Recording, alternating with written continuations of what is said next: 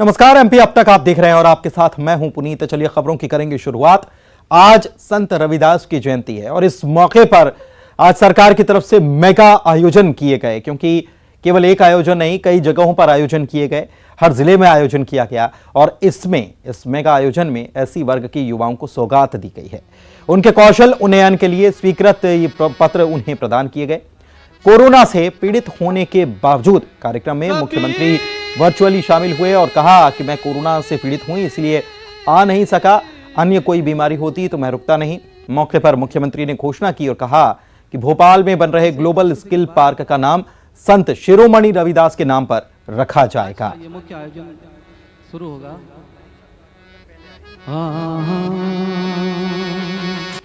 मैं दोनों हाथ जोड़ के यहीं से प्रणाम करता हूं। आज मैं उनका स्वागत करता, माला पहनाता, उनका आशीर्वाद लेता, लेकिन कोविड के संक्रमण के कारण मैं उपस्थित नहीं हो पाया। मैं क्षमा प्रार्थी हूं, माफी मांगता हूं।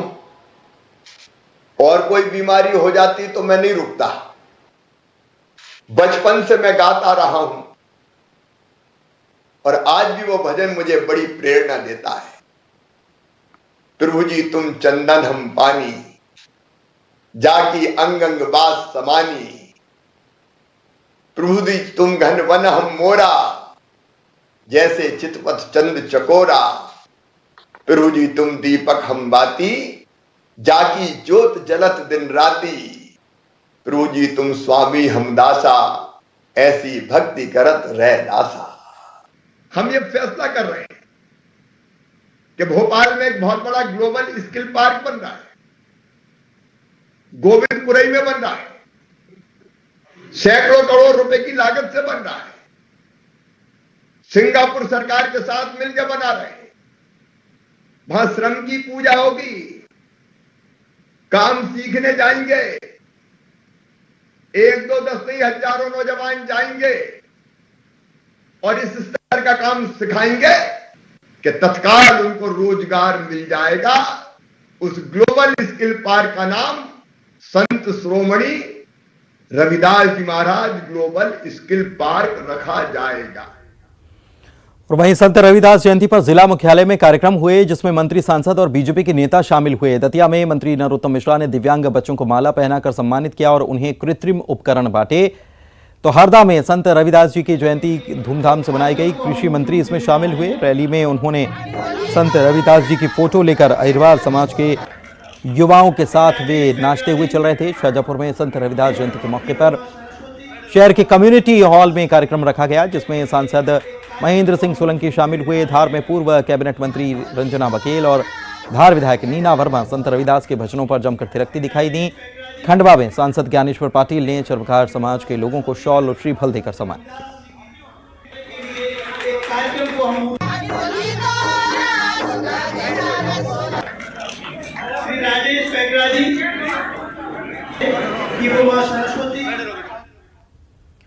वहीं संत रविदास जयंती के कार्यक्रम में शामिल होने पूर्व सीएम कमलनाथ सागर पहुंचे। कल जीवन मैदान में कार्यक्रम का आयोजन किया गया था। यहां पर कमलनाथ ने सामाजिक समरसता और सुरक्षा कार्यक्रम का शंखनाद किया।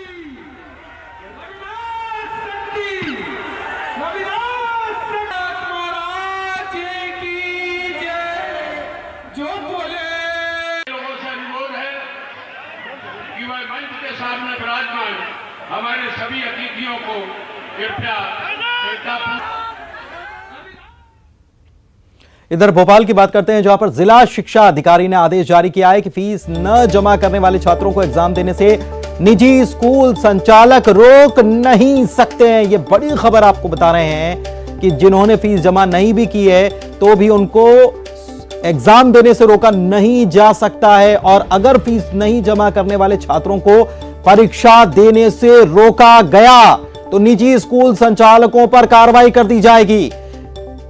कल 10 बजे से 1 बजे तक हायर सेकेंडरी की परीक्षा आयोजित होनी है और इसके लिए भोपाल में धारा 144 लागू कर दी गई है। इतना ही नहीं, छात्रों की परीक्षा के दौरान शादी बारात में डीजे या लाउड स्पीकर बजाने पर भी कार्रवाई की जाएगी। लेकिन इससे आगे ये एक और बड़ी खबर आपको बता रहे हैं कि जिला शिक्षा अधिकारी ने इसके आदेश जारी कर दिए हैं कि निजी स्कूल संचालक रोक नहीं पाएंगे ऐसे छात्रों को जिन्होंने फीस जमा नहीं की है, तो वो परीक्षा नहीं दे पाएंगे।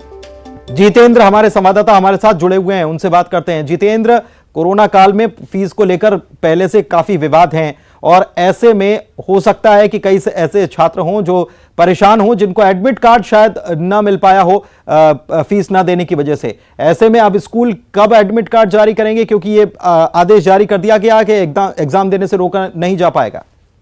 बिल्कुल पुनीत, अगर बात करें तो कल से हायर सेकेंडरी के एग्जाम शुरू हो रहे हैं और उसके एक दिन ठीक बाद हाई स्कूल के एग्जाम शुरू हो रहे हैं। तो कहीं ना कहीं ऐसे छात्र जिनकी फीस जमा नहीं हुई है, उन्हें निजी स्कूल संचालक अब परेशान नहीं कर पाएंगे, उन्हें एग्जाम देने से नहीं रोक पाएंगे। और इसे लेकर शिक्षा विभाग ने आदेश जारी कर दिया है और ऐसे स्कूल अगर किसी छात्र को रोकते हैं एग्जाम देने से तो उस पर कार्रवाई की जाएगी, स्कूल संचालक के खिलाफ कार्रवाई की जाएगी। तो हालांकि आदेश एक दिन पहले ही इन्होंने जारी किया है, ये आदेश क्या स्कूल संचालक तक पहुंच जाएगा, ये सबसे बड़ी बात है। उसके बाद कल सुबह 10 बजे से जब छात्र एग्जाम देने पहुंचेंगे, अगर उन्हें किसी तरह की कोई असुविधा होती है, उन्हें एग्जाम देने से रोका जाएगा, तो उसके बाद ही स्थिति स्पष्ट हो पाएगी। चलिए, बहुत बहुत शुक्रिया जितेंद्र आपका इस जानकारी के लिए। तो फीस जमा नहीं करने वाले छात्रों को यह राहत दी गई है। जिला शिक्षा अधिकारी की तरफ से ये ऐलान कर दिया गया है कि एग्जाम देने से रोक नहीं पाएंगे और परीक्षा से अगर रोका गया तो फिर कार्रवाई की जाएगी। भोपाल में धारा 144 भी लागू है, क्योंकि कल से 12वीं की और फिर उसके अगले दिन से 10वीं की परीक्षाएं भी शुरू हो रही हैं, बोर्ड परीक्षाएं। और चलिए आगे बढ़ते हैं, अगली खबर की बात करते हैं। मुख्यमंत्री शिवराज सिंह चौहान कल ओला बारिश से हुए फसलों के नुकसान पर राहत राशि देने वाले हैं और 202 करोड़ की राहत राशि किसानों के खातों में मुख्यमंत्री ट्रांसफर करने वाले हैं। आपको बता दें कि प्रदेश में हाल ही में बारिश और ओलावृष्टि जो हुई, इसकी वजह से 13,40,000 से ज्यादा हेक्टेयर पर लगी फसलों को भारी नुकसान हुआ है। प्रदेश के 1074 गांव प्रभावित हुए और सबसे ज्यादा नुकसान गुना और सागर में हुआ था।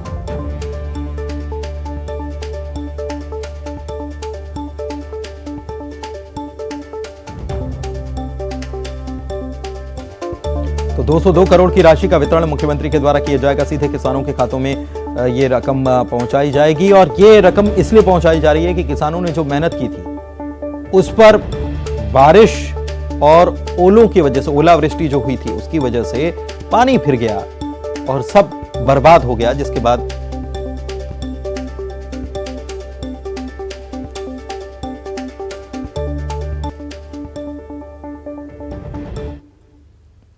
यूक्रेन और रूस के बीच क्या हालात बने हुए हैं सबको पता है। युद्ध का संकट गहराता जा रहा है। हालांकि रूस ने कहा है कि वो हमला नहीं करेगा, कुछ सेना को भी बॉर्डर से हटा लिया गया है, लेकिन दूसरी तरफ दोनों देशों के बीच युद्ध के हालात अब भी बने हुए हैं और ये परेशानी बने हुए हैं उन परिजनों की जिनके बेटे बेटियां यूक्रेन में पढ़ाई कर रहे हैं, कोई इंजीनियरिंग की, कोई मेडिकल की। यूक्रेन में मध्य प्रदेश के भी कई बच्चे मेडिकल की पढ़ाई के लिए पिछले कुछ सालों से बने हुए हैं, पढ़ाई कर रहे हैं। छात्रों ने अब अपने सकुशल वतन वापसी के लिए केंद्र सरकार से गुहार लगाई है। सोशल मीडिया पर अपना वीडियो उन्होंने जारी किया है। यूक्रेन में फंसे छात्रों को लेकर मंत्री विश्वास सारंग कह रहे हैं कि केंद्र सरकार छात्रों की चिंता कर रही है और इसके साथ ही प्रदेश सरकार भी पूरे मामले पर नजर बनाए हुए हैं। उन्होंने यह भी कहा कि फंसे छात्रों को लेकर केंद्र सरकार वहां से उन्हें निकालने की व्यवस्था में लगी है। और इस बीच भारतीय छात्रों के लिए अच्छी खबर भी आई। भारत और यूक्रेन के बीच उड़ानों की संख्या बढ़ाई जा सकती है, ऐसा कहा जा रहा है। और भारत यूक्रेन के नागरिक उड्डयन और एयरलाइंस के संपर्क में भी बना हुआ है। इसके अलावा दूतावास में कंट्रोल रूम भी तैयार किए जा रहे हैं।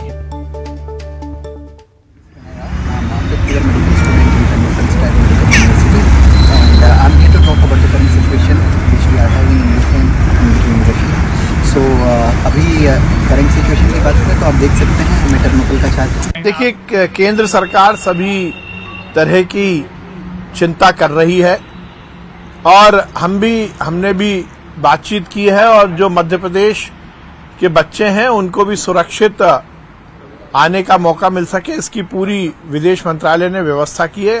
हमारी सरकार पूरी जागरूकता के साथ इस विषय पर पूरी निगाह रखी है और हर तरह के, चाहे वो मध्य प्रदेश के नागरिक हों या कहीं और के भी नागरिक हों, उनको सुरक्षित रखा जाए और सुरक्षित वापस लाया जाए, इसकी पूरी व्यवस्था हमारी केंद्र की सरकार कर रही है।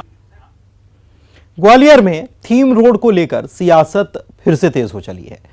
इस सड़क का नाम बदलकर वीर सावरकर के नाम पर करने की मांग हिंदू महासभा कर रही है और इस क्रम में आज हिंदू महासभा ने थीम रोड पर वीर सावरकर नाम की पट्टिका 11 जगह पर लगा दी थी। स्मार्ट सिटी की तरफ से 300 करोड़ की लागत से बनाए जा रहे इस रास्ते के नामकरण को लेकर लगातार विवाद हो रहा है। हिंदू महासभा ने सड़क का नाम वीर सावरकर मार्ग करने को लेकर 2 दिन पहले भी स्मार्ट सिटी के द्वारा लगाए गए पत्थरों पर कालिक पोती और ज्ञापन सौंपा और इसका नाम वीर सावरकर मार्ग रखने की मांग की। 2 दिन में स्मार्ट सिटी की तरफ से कोई जवाब नहीं आने के चलते हिंदू महासभा कार्यकर्ताओं ने इस निर्माणाधीन रोड पर 11 जगहों पर वीर सावरकर मार्ग लिखी हुई पट्टिकाएं लगा भी दी। इस दौरान पुलिस बल भी मौजूद था, लेकिन पुलिस बल ने उन्हें ऐसा करने से रोका नहीं। इसको लेकर हिंदू महासभा के राष्ट्रीय उपाध्यक्ष डॉक्टर जयवीर भारद्वाज कह रहे हैं कि 2011 में जब इस रास्ते का निगम के द्वारा शिवराज सिंह चौहान के द्वारा भूमि पूजन किया गया था, तब उन्होंने इस मार्ग को, इस सड़क का नाम वीर सावरकर मार्ग रखने की बात कही थी, लेकिन बाद में निगम ने इसे थीम रोड और स्मार्ट सिटी में से राजपथ का नाम दिया गया और इसी विरोध के चलते आज उन्होंने वीर सावरकर मार्ग पर ये पट्टियां लगा दी हैं।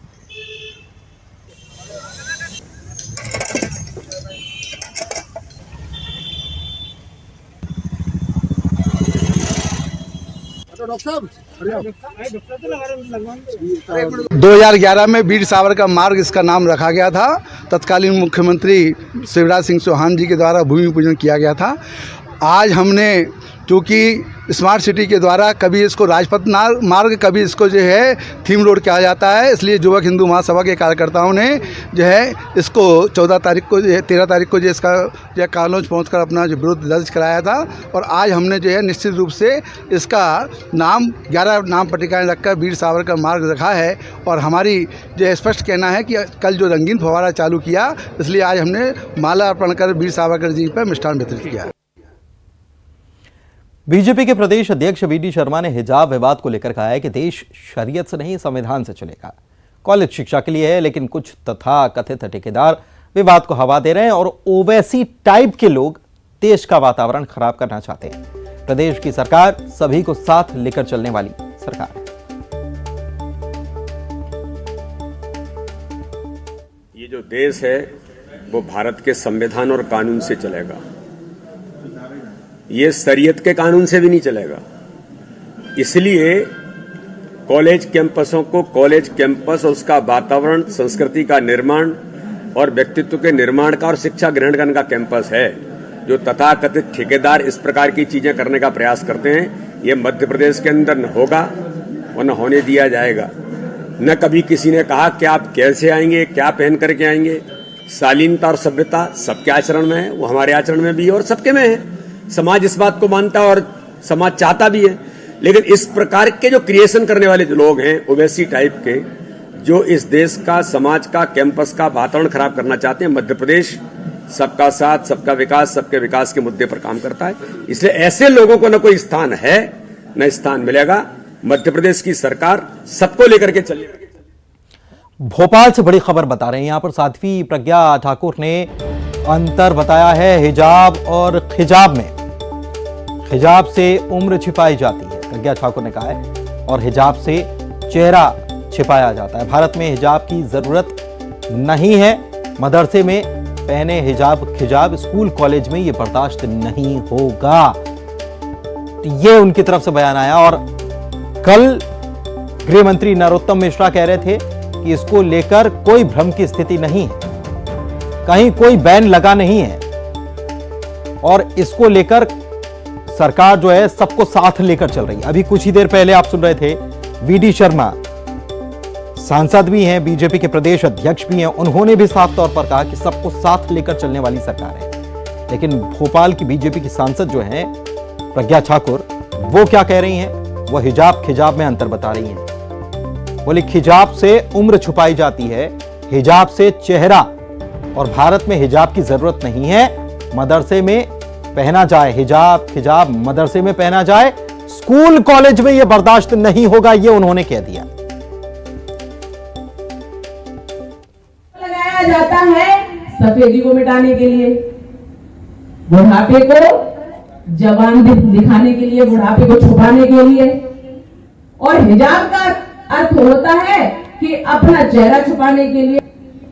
जहां नारी का इतना श्रेष्ठ स्थान है, वहां पर हिजाब पहनने की जरूरत है क्या उस देश में? जिनके घरों में बहन का नाता नहीं है, जिनके घरों में बुआ की लड़की, मौसी की लड़की, हमारी लड़की, पहले बाप के पिता की, पहले बाप की पहली बीवी की लड़की, हम सबसे शादी कर सकते हैं, तो हिजाब तुम्हें घर में पहनना चाहिए।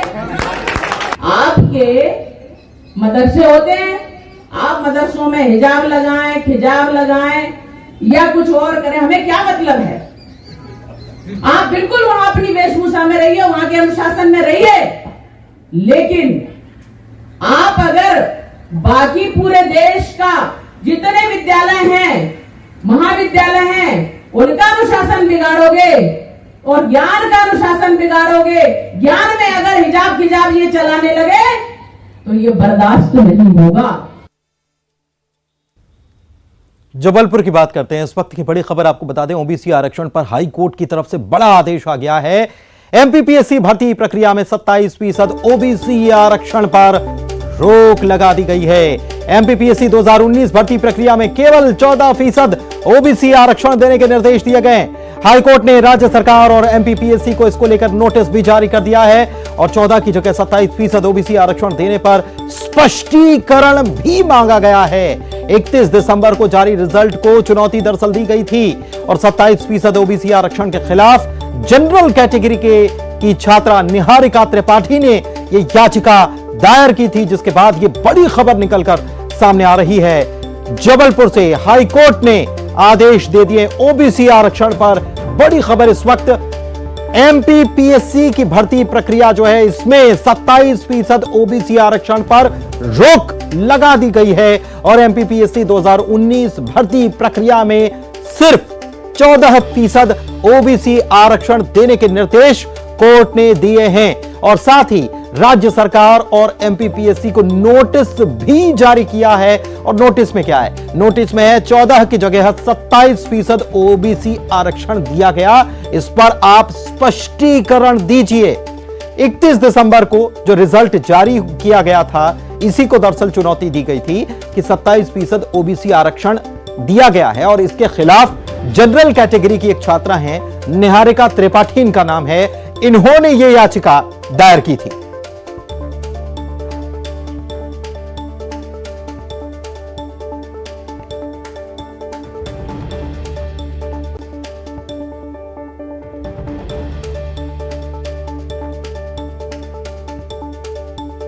तो बड़ी खबर इस वक्त जबलपुर से आपको बता रहे हैं, 27% आरक्षण देने पर स्पष्टीकरण हाईकोर्ट ने मांगा है और न केवल स्पष्टीकरण मांगा गया है बल्कि साथ ही साथ इस पर रोक भी लगा दी गई है।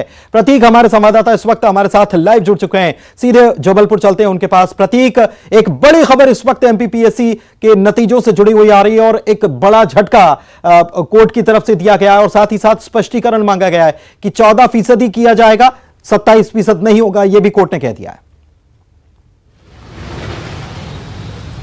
बिल्कुल पुनीत, एक बड़ी खबर है जो कि हाल ही में यानी दिसंबर 2021 में 2019 एमपीपीएससी के जो परीक्षा परिणाम जारी हुए थे वो पहले से ही हाईकोर्ट में कहीं ना कहीं चैलेंज है जो कि विवादित नियमों के तहत जारी किए गए थे। लेकिन आज एक नई याचिका सामान्य वर्ग की छात्रा द्वारा दायर की गई और इस पूरे रिजल्ट को ही चुनौती दे दी गई है। चूंकि सिलेक्शन प्रोसेस अब जारी होना है तो हाईकोर्ट ने अंतरिम आदेश जारी करते हुए स्पष्ट कर दिया है कि ओबीसी वर्ग की सिलेक्शन प्रक्रिया में सिर्फ 14% आरक्षण का ही लाभ जो है वो दिया जाएगा अभ्यर्थियों को और 27% आरक्षण पर रोक यहां पर लगा दी गई है। सरकार और एमपीपीएससी से हाईकोर्ट ने स्पष्टीकरण भी मांगा है। एक बेहद महत्वपूर्ण याचिका थी और बेहद महत्वपूर्ण निर्णय जो है वो आज हाईकोर्ट की ओर से हुआ है। अंतरिम हम ये कह सकते हैं क्योंकि फिलहाल अब इसमें सरकार को भी स्पष्टीकरण देना होगा कि आखिर किन आधारों पर 27% आरक्षण ओबीसी वर्ग को दिया जा रहा था। मूल रूप से वही पुराना कहीं ना कहीं जो पुरानी दलील है वही दी गई थी कि कहीं ना कहीं 50% से ज्यादा जो मूल आरक्षण है वो हो रहा था और इंदिरा साहनी मामले का कहीं ना कहीं उल्लंघन है ये। तो आज हाईकोर्ट चीफ जस्टिस की बेंच ने प्राथमिक सुनवाई करते हुए रोक लगाई है। बड़ी खबर यही है कि 2019 एमपीपीएससी भर्ती प्रक्रिया में 27% आरक्षण पर रोक है और सरकार से स्पष्टीकरण मांग लिया गया है। पुनीत। चलिए, बहुत बहुत शुक्रिया प्रतीक आपका इस तमाम जानकारी के लिए। तो प्रतीक जानकारी दे रहे थे, सरकार से स्पष्टीकरण मांगा गया, अंतरिम आदेश ये जारी किया गया, ये भी आपको बता दें, और 27% आरक्षण पर रोक लगाते हुए 14% आरक्षण देने की बात कही गई है और सरकार को स्पष्टीकरण भी देना होगा। वक्त एक छोटे से ब्रेक का हो चला है, जल्द लौटेंगे, बने रहिए आप।